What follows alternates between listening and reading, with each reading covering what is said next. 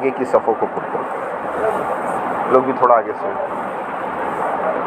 آ جاؤ، آگے کی صفوں میں آ جاؤ۔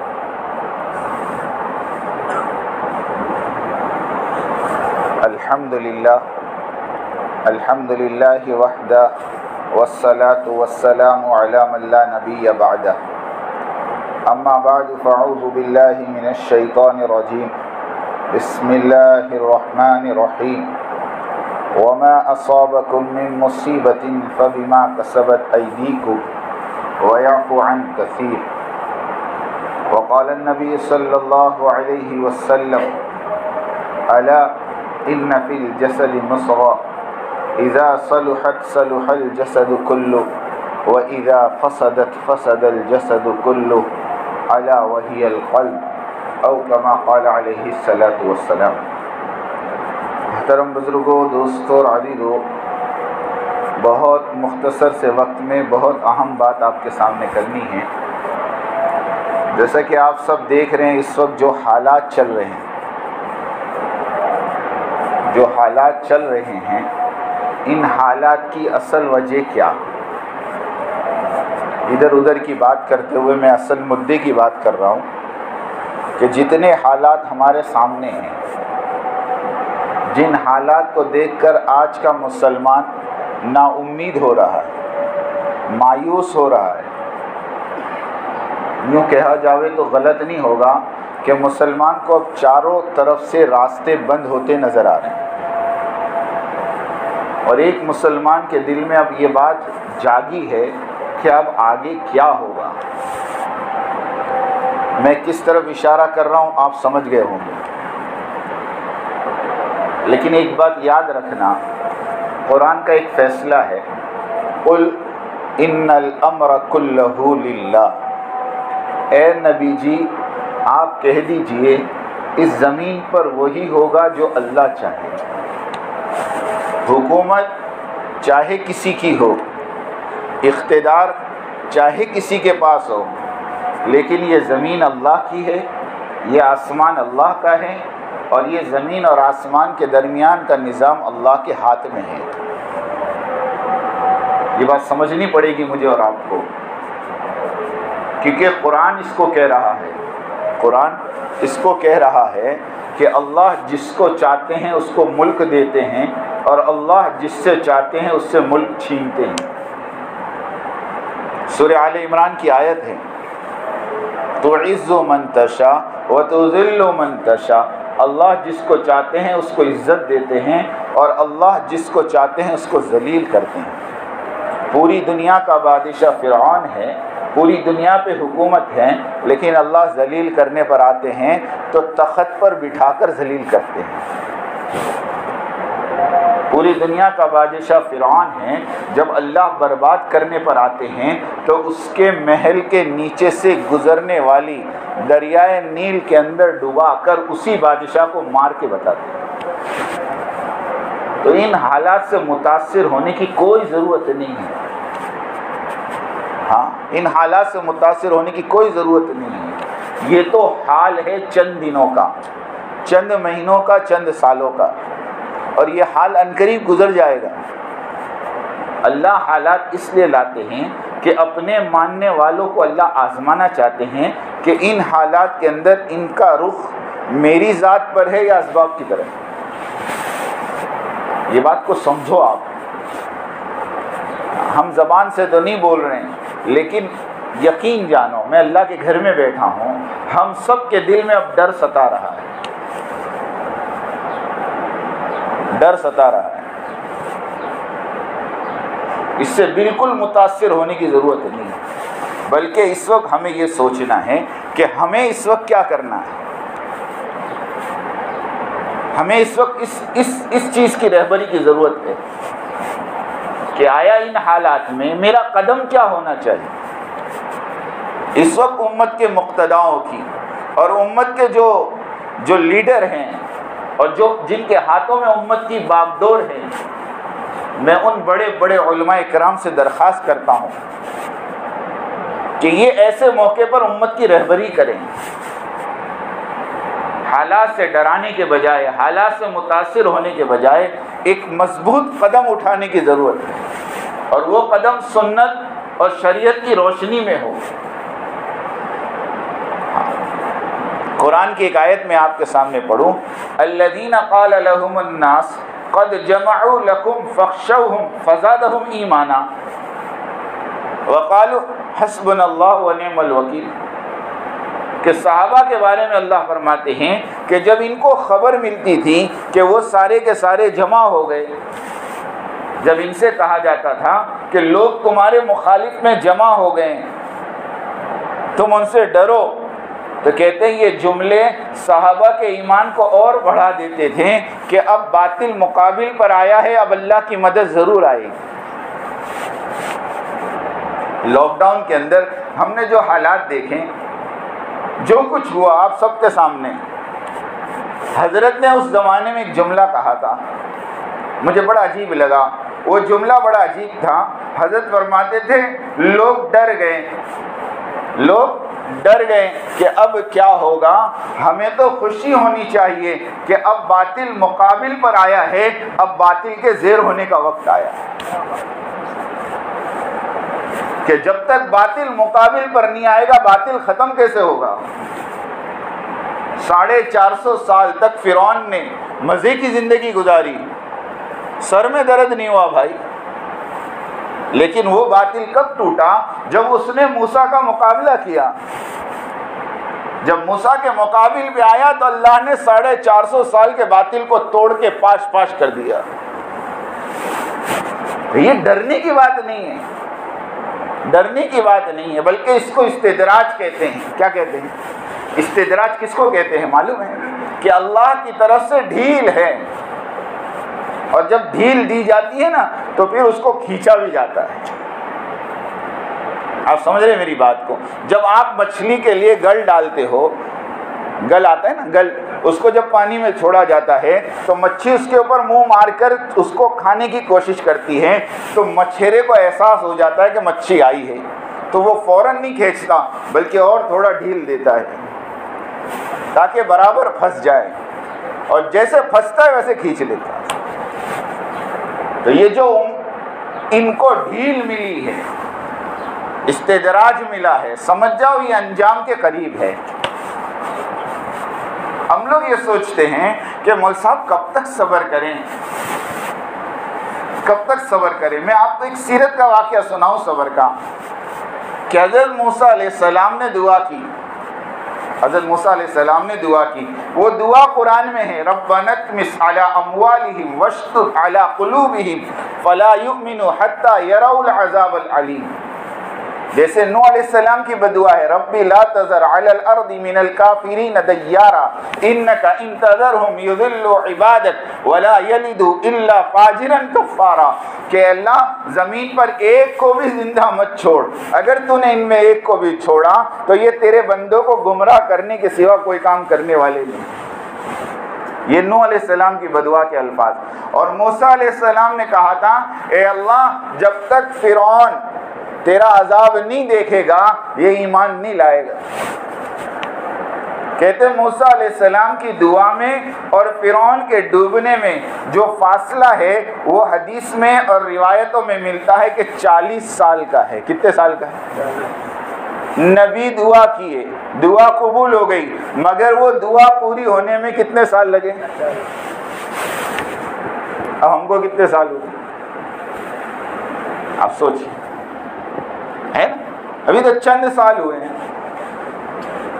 حضرت ایوب علیہ السلام کو جو بیماری تھی اور جو بیماری کے اندر اللہ نے آزمایا، تو وہ بیماری کا زمانہ تقریباً 18 سال کا تھا۔ کتنے سال کا تھا؟ 18 سال تک ان کی بیوی رحمت ان سے یہ کہتی رہی کہ حضرت ایوب علیہ السلام سے کہ آپ دعا تو کریں اللہ سے کہ اللہ اس بیماری کو ختم کر دیں۔ تو ایوب علیہ السلام کہتے تھے کہ اے رحمت، 40 سال اللہ کی نعمتوں کے مزے اڑائے ہیں، ابھی تو تکلیف میں صرف 18 سال ہوئے، 40 تو پورے ہونے تھے۔ آپ سوچو کیسا صبر۔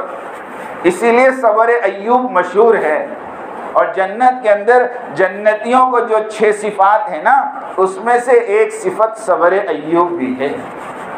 اس وقت ہمیں صبر ایوب کی ضرورت ہے، سچی کہہ رہا ہوں، ورنہ ہمارے مذاکرے میں سچ کہہ رہا ایمان کی لائن سے ہٹ رہے ہیں۔ کیسے ہٹ رہے ہیں؟ ایمان کی لائن سے۔ آج مسلمان کا ایمان اتنا بودا ہو گیا، اتنا کمزور ہو گیا، میں سچ کہتا ہوں، ہم سب کے لیے، میں بھی آپ کا شریک حال ہوں، ہمارا ایمان اتنا کمزور ہو گیا کہ ان حالات کو دیکھ کر ہمارے دلوں میں اب یہ بات پیدا ہونے لگ گئی کہ اب تو ہمارا کچھ نہیں ہو سکتا۔ اکثریت ان کے پاس، پورے ملک کا نظام ان کے پاس، پورے ملک کی فوج ان کے پاس، پورے ملک کا عدلیہ ان کے پاس، اب ہمارا کیا ہوگا؟ ارے بولو صحیح بات ہے کہ غلط بات ہے؟ ارے مسلمانوں، گھبرانے کی بات نہیں ہے، گھبرانے کی بات نہیں ہے، ہم آج طے کر لیں۔ میں اس کا علاج قرآن سے بتا رہا ہوں، ان اللہ لا یغیر ما بقوم حتی یغیروا ما بانفسہم، اللہ اس قوم کی حالت کو نہیں بدلتے جب تک وہ قوم اپنی حالت کے بدلنے کا ارادہ خود نہیں کر لے۔ یہ ممکن ہی نہیں ہے کہ تم نہ چاہو اور اللہ تم پر کسی کو مسلط کرے، تم نہ چاہو اور اللہ تمہارے حالات بدلے، یہ کبھی نہیں ہو سکتا، کبھی نہیں ہو سکتا۔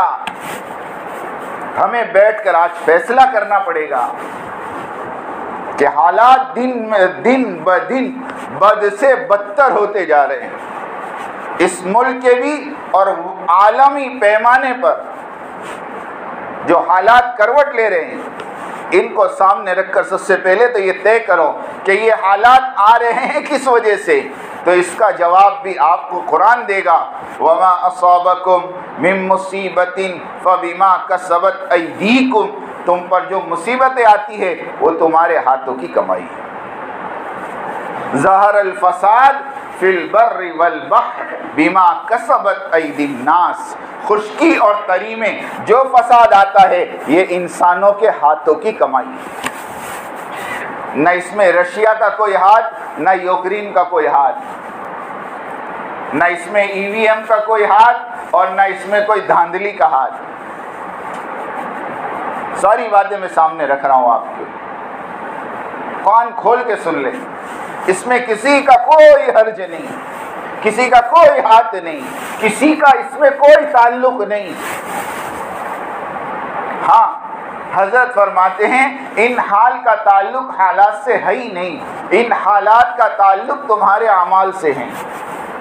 اور عجیب انداز میں سمجھایا، میں پچھلے جمعہ کو بھی یہ بات سمجھا چکا، عجیب انداز میں سمجھایا کہ تمہاری دکان میں مندی آ جاوے، تمہاری دکان میں نقصان آ جاویں، تمہاری دکان میں آگ لگ جاویں اور دکان کا سارا مال جل جاویں، یا دکان کا دھندا ڈاؤن ہو جائے اور کوئی سمجھدار آدمی آ کر آپ کو یوں کہے کہ دیکھو یہ دکان میں جو حال آیا ہے نا، اس کا تعلق تمہارے گھر کی بکری سے ہے۔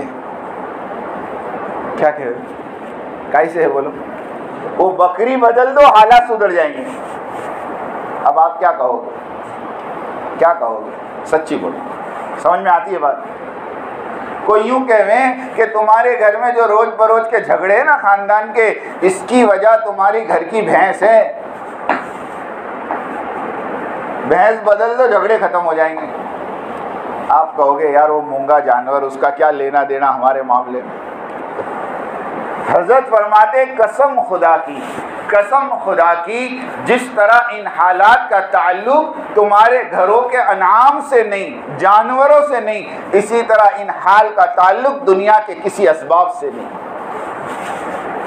بلکہ قرآن کی آیت کی دلیل پیش کرتی ہے کہ تمہارے اوپر جو مصیبتیں ہیں یہ تمہارے ہاتھوں کی کمائی، خشکی اور تری میں جو فساد آتا ہے یہ تمہارے ہاتھوں کی کمائی، کہ تمہارے اعمال کے بگاڑ نے اس دنیا کے حالات کو بگاڑا ہے۔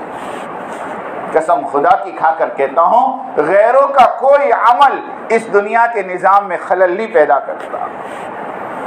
یہ نہ سمجھو کہ غیر ایسا کر رہے، نہیں، ہمارے کیا کر رہے ہیں،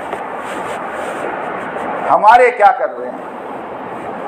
ہماری زندگیاں دین سے ہٹی ہوئی، ہماری زندگیوں میں جھوٹ عام، ہماری زندگیوں میں دھوکہ عام، ہماری زندگیوں میں غبن عام، ہماری زندگیوں میں بے پردگی عام۔ نماز پڑھنے والا اپنی نماز پہ مطمئن، روزہ رکھنے والا اپنے روزے پہ مطمئن۔ اب دیکھو رمضان آئے گی اور رمضان آتے ہی ماشاءاللہ ہم تو پورے سالانہ نیک انسان بن جائیں۔ اب وہ ایک رمضان کی عبادت کر کے اور ایک رمضان کا روزہ رکھ کر آدمی اپنے آپ پر اطمینان رکھا ہوا ہے، ماشاءاللہ روزہ تو ہو ہی جاتا ہے۔ نہیں میرے دوستو، یہ بات ایک دم مناسب نہیں ہے، بلکہ ہمیں یہ بات قبول کرنی پڑے گی کہ ان حالات کا تعلق میرے تمہارے اعمال سے ہے۔ اور اعمال میں جو بگاڑ آتا ہے، دوسرا اسٹیپ سمجھا دوں، اعمال میں جو بگاڑ آتا ہے اس کی وجہ کیا؟ اس کی وجہ جو میں نے حدیث پاک آپ کے سامنے پڑھی کہ اللہ کے نبی فرما رہے تمہارے بدن کے اندر ایک گوشت کا لوتھڑا ہے، جب وہ صحیح ہو جاتا ہے تو پورا بدن صحیح ہو جاتا ہے، اور جب وہ بگڑ جاتا ہے تو پورا بدن بگڑ جاتا ہے۔ وہ گوشت کا لوتھڑا کون سا ہے؟ اللہ کے نبی نے کہا الا وہی القلب، وہ تمہارا دل ہے۔ دل بنتا ہے تو پورے بدن کے اعمال بنتے ہیں، اور دل بگڑتا ہے تو پورے بدن کے اعمال بگڑتے ہیں۔ صحابہ کے اوپر جو محنت ہوئی ہے وہ اسی کی ہوئی، 13 سال تک محنت کر کے دلوں کے اندر سے غیروں کا یقین نکالا، اللہ سے ہونے کا یقین بٹھایا، اور پھر مدینے میں جا کر نماز سے شروع ہوئے احکامات، اور جتنے احکامات آتے گئے، بتاؤ ایک صحابہ کی جماعت میں ایسا ہو جس نے اللہ کے حکم کا انکار کیا ہو؟ پردے کا حکم آدھی رات کو آتا ہے، اور فجر کی نماز میں نماز پڑھنے والے کے آنے والی عورتوں میں سے ایک عورت بے پردہ نہیں۔ کیا چیز تھی وہ اندر کی محنت تھی دوستو، کہ یقین صحیح ہو گیا تو پھر اعمال کرنے میں مزہ آتا ہے، اور اعمال ہمارے خود بخود صحیح ہو جاتے ہیں۔ یہ بات آپ سمجھے میری بات، کہ حالات کا تعلق اعمال سے، اور اعمال کا تعلق یقین سے، کہ یقین بگڑا تو اعمال بگڑے، اور اعمال بگڑے تو حالات بگڑے۔ اب تیسرے اسٹیپ کی بات سن لو کہ یقین کب بگڑتا ہے؟ یقین جب بگڑتا ہے جب صحیح یقین کی محنت چھوٹ جاتی ہے۔ اس کو اور تھوڑا سا کھول کے بتاؤں کہ دیکھو دلوں میں یقین کے بننے کی راستے 4 ہیں: آنکھوں کا دیکھنا، کانوں کا سننا، زبان کا بولنا، اور دماغ کا سوچنا۔ یہ 4 راستے اندر میں یقین بناتے ہیں۔ اگر آنکھوں سے صحیح دیکھو گے، کانوں سے صحیح سنو گے، زبان سے صحیح بولو گے، دماغ سے صحیح سوچو گے تو اندر میں یقین صحیح بنے گا۔ اگر آنکھ غلط دیکھ رہی، کان غلط سن رہے، زبان غلط بول رہی، دماغ غلط سوچ رہا تو اندر میں یقین بولو کون سا بنے گا؟ آج ہو کیا رہا؟ ارے ہو کیا رہا؟ آنکھیں غلط دیکھ رہی، مارکیٹ میں کھڑے رہ کر مسلمان تاجر یوں کہتا ہے مول صاحب جھوٹ نہیں بولو تو مارکیٹ میں کھڑے نہیں رہ سکتے۔ اب بتاؤ، سوچنے کی بات ہے۔ کپڑے کی فیکٹری کا مالک مجھے کہہ رہا تھا کہ بجلی کی چوری نہ کرے تو مول صاحب 50 روپے نہ ملے۔ اب بتاؤ، مسلمان کہہ رہا، اس کی زبان کی بول غلط، کانوں کے سننا غلط، آنکھوں کا دیکھنا غلط، تو اندر میں یقین بگڑتا جا رہا۔ اب اس یقین کو درست کرنے کے لیے ایک محنت ہے۔ وہ محنت کیا ہے؟ اپنے آپ کو ایک ماحول میں ڈال کر صحیح سنا جائے، صحیح بولا جائے، صحیح دیکھا جائے، اور صحیح کو سوچا جائے تاکہ ہمارے اندر کا یقین صحیح ہو جائے۔ ارے بات سمجھ میں آ گئی بول؟ اب وہ ماحول ہمیں کہاں ملے گا؟ وہ ماحول کہاں ملے گا؟ میرے تمہارے گھروں میں تو وہ ماحول ہے نہیں، میرے تمہارے معاشرے میں تو وہ مال ہے نہیں، میرے تمہارے سماج میں تو وہ ماحول ہے نہیں، یہاں تک کہ میری تمہاری مسجدوں میں بھی اب وہ ماحول نہیں۔ ہر جگہ چیزوں سے ہونے کو بولا جا رہا، ہر جگہ چیزوں سے ہونے کو سوچا جا رہا۔ ایک مسلمان رکشے والے کے رکشے پہ پیچھے لکھا تھا پیسہ پرمیشور ہے۔ پیسہ کیا ہے؟ اب بتاؤ، سب کچھ صحیح ہے لیکن آدمی کے جیب میں پیسے نہیں ہے تو آدمی پریشان ہے۔ کیوں؟ کہ اس کے دل میں یہ بات اندر تک اتری ہوئی ہے کہ پیسے ہوں گے تو کام بنے گے۔ اب یہ یقین کہاں ملے گا؟ اس کے لیے میرے دوستو ایک تو اللہ کا راستہ، اور دوسرا ہر وقت میں، چونکہ اللہ ہمارے رب ہیں، اور رب اس کو کہا جاتا ہے، سنو، رب کے ایک معنی تو ہوتے ہیں پالنے والا، لیکن ایک جگہ میں نے پڑھا رب کہتے ہیں ہر زمانے کی ہر ضرورت کو جاننے والا اور اس کو پورا کرنے کی طاقت رکھنے والا۔ رب کس کو کہتے ہیں؟ جو ہر زمانے کی ہر ضرورت کو جاننے والا اور اس ضرورت کو پورا کرنے والا، اس کو رب کہتے ہیں۔ اب رب کو پتا ہے کہ اس زمانے کی ضرورت ہمارے دلوں کا یقین ہے کہ یقین صحیح ہوگا تو اعمال صحیح ہوں گے، اعمال صحیح ہوں گے تو حالات صحیح ہوں گے۔ اب یقین کو صحیح کرنے کے لیے چونکہ رب ہیں اور وہ ضرورت کو جانتے ہیں اور وہ ضرورت کو پورا کرنا بھی جانتے ہیں، اس کے لیے اس رب نے اس زمانے کے مسلمانوں پر رحم کھا کر ان کے یقین کو بنانے کے لیے اجتماعات شروع کیے کہ بندہ 2 دن 3 دن کے لیے ایک ماحول میں جائے اور اس ماحول میں دن بھر میں ہر نماز کے بعد ایمان کے مذاکرے، ایمان کی باتیں، ایمان کے قصے، ایمان کے واقعات، انفرادی ملاقاتوں میں بھی تشکیل کے ذریعے ایک دوسرے کو اللہ سے ہونے کی دعوت دینا، ایسا بہترین ماحول بنتا ہے اجتماعات میں۔ اسی کے سلسلے میں آپ سب کو پتا ہے ماشاءاللہ کہ 13، 14 یعنی اتوار اور پیر، اتوار کے دن فجر کے بعد پہلی مجلس ہے، 10 بجے دوسری ہے، ظہر کے بعد تیسری، عصر کے بعد چوتھی، مغرب کے بعد 5ویں، اور پھر پیر کے دن فجر کے بعد 6ٹھی، اور پیر ہی کے دن 11 بجے انشاءاللہ آخری مجلس شروع ہو۔ یہ 7 مجلسوں کا ایک چھوٹا سا اجتماع گوگا کے اندر، رورو فیری کے پہلے ہے نا، ہم یہاں سے گوگا طرف جاتے سیدھے ہاتھ پر ماشاءاللہ ایک چھوٹا سا میدان ہے، اور اس میدان کے اندر ہمارے ساتھیوں نے سارا انتظام کیا ہوا ہے۔ الحمدللہ سارا انتظام تقریباً آج شام تک مکمل ہو جائے گا، اور بہت بڑی محنت کی اس مرتبہ گوگا والوں نے، اللہ ان کو جزائے خیر دی، اللہ ان کا بہترین بدلہ عطا فرمائے۔ وہ سارے کے سارے میزبان بن کر تیار ہے ہم سب کا استقبال کرنے کے لیے۔